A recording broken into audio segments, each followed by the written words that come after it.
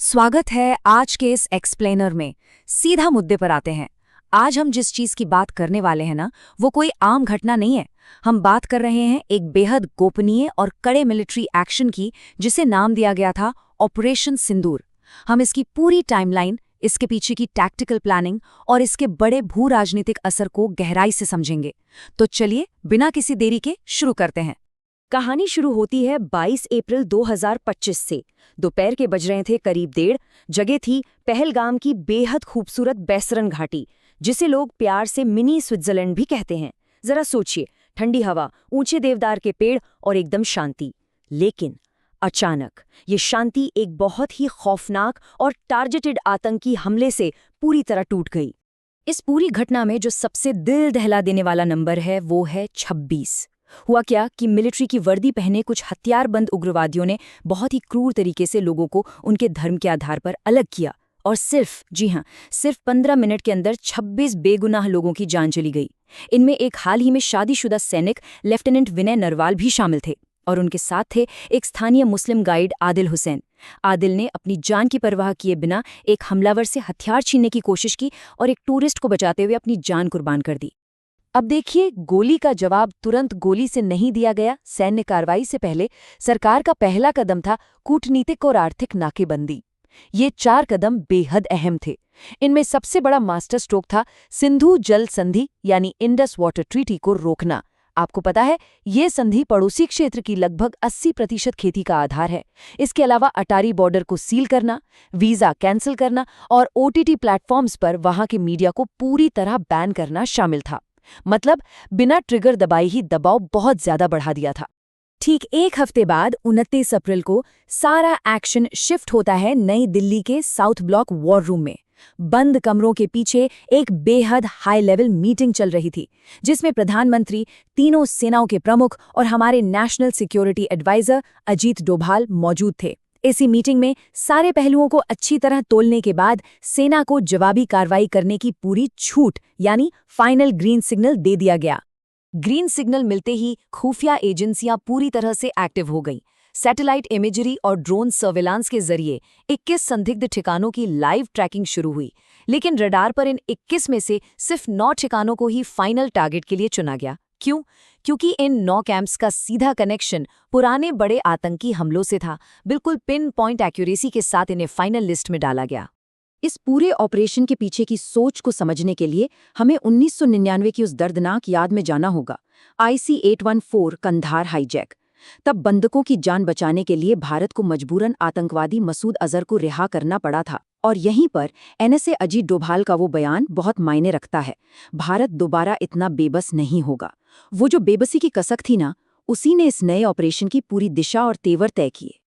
अब यहाँ मिलिट्री की जो टैक्टिक्स थी वो सच में हैरान करने वाली है। इसे कहते हैं द डिकॉय स्ट्रैटेजी या छलावा। 6 मई को उत्तर भारत के 244 शहरों में जोर शोर से मॉक ड्रिल्स की घोषणा कर दी गई। इससे हुआ ये कि दुश्मन की पूरी नज़र नॉर्थ पर टिक गई, जबकि असल कहानी तो साउथ में चल रही थी। वहां तंजावुर एयरबेस पर एकदम खामोशी से हमारी स्ट्राइक स्क्वाड्रन फाइनल अटैक के लिए तैयार हो रही थी। किसी को कानो कान खबर तक नहीं हुई। और फिर आता है वो पल जब धड़कनें सबसे तेज हो जाती हैं। तारीख थी 7 मई, रात के बज रहे थे 1:05। हमारी डेजिग्नेटेड स्क्वाड्रन ने बेहद गुपचुप तरीके से दुश्मन के एयर स्पेस में एंट्री ली। महीनों की प्लानिंग, इंटेलिजेंस और स्ट्रैटेजी, सब कुछ अब इस एक निर्णायक एक्शन में बदलने वाला था। एयर स्ट्राइक का पहला फेज शुरू हुआ और लाइन ऑफ कंट्रोल के पार 5 टेरा कैंप्स को मलबे में तब्दील कर दिया गया। सवाई नाला से लेकर अब्बास कैंप तक ये वही ठिकाने थे जहां से हाल के हमलों की ट्रेनिंग, लॉजिस्टिक्स और पूरी प्लानिंग होती थी। इन्हें एक के बाद एक चुन चुनकर बिल्कुल सटीकता से खत्म कर दिया गया। लेकिन बात यहीं खत्म नहीं हुई। इसके बाद भारत ने एक बहुत बड़ा स्ट्रेटेजिक कदम उठाया। हमारी सेना ने इंटरनेशनल बॉर्डर पार करके 100 किलोमीटर अंदर तक घुसकर 3 बड़े टारगेट्स को हिट किया: सियालकोट, मुरीदके और बहावलपुर। ये कोई आम कैंप नहीं थे। इनका सीधा तार 2001 के संसद हमले, 26/11 और पुलवामा जैसे हमलों से जुड़ा था। और पता है सबसे चौंकाने वाली बात क्या है?